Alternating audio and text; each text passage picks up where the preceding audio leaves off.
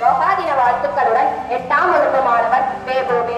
5000 ஆண்டுகள் பழமை வாய்ந்த யோகா கலையின் பெருமையை உலகம் முழுவதும் பரவச் செய்யும் வகையில் சர்வதேச யோகா தினமாக ஆண்டின் ஒரு நாளை அறிவிக்க வேண்டும் என நம் இந்திய பிரதமர் நரேந்திர மோடி அவர்கள் ஐநா பொதுசபையில் 2014 செப்டம்பர் 27 அன்று வலியுறுத்தினார். தனது தீர்மானத்தை அனைத்து நாடுகளும் ஆதரித்தனர்.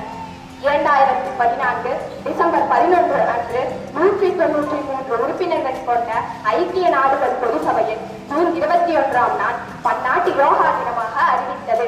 முதன் முறையாக ஜூன் 21, 2015 அன்று பன்னாட்டு யோகா தினம் கொண்டாடப்பட்டது. யோகா என்னும் இக்கலை பதஞ்சலி முனிவரால் தோன்றியது. 2025 பன்னாட்டு யோகா தினத்தின் குறிக்கோள் ஒரு பூமி ஒரு ஆரோக்கியம் என்பதாகும். நன்றி.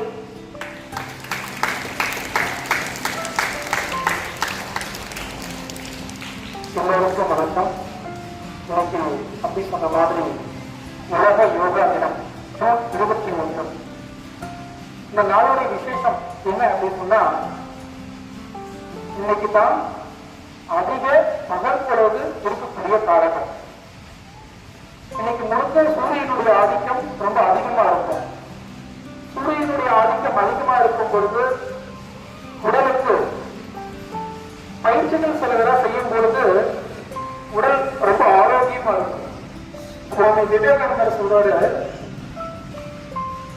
நம்மளுடைய உடல் ஆரோக்கியமா இருந்தா மட்டும்தான்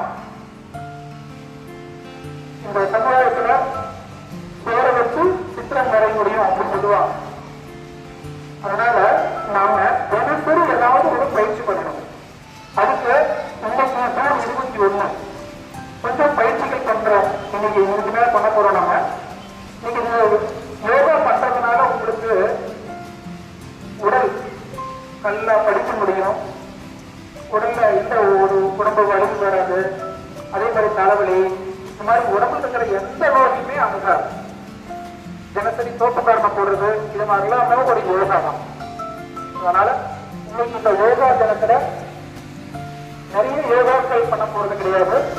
ஒரு 10 யோகாக்கள் மட்டும்தான் பண்ண போறோம். இந்த வகுப்பு முடிச்சதுக்கு அப்புறம் பிரயாணம் முடிச்சதுக்கு அப்புறம் நம்ம பண்ணணும்.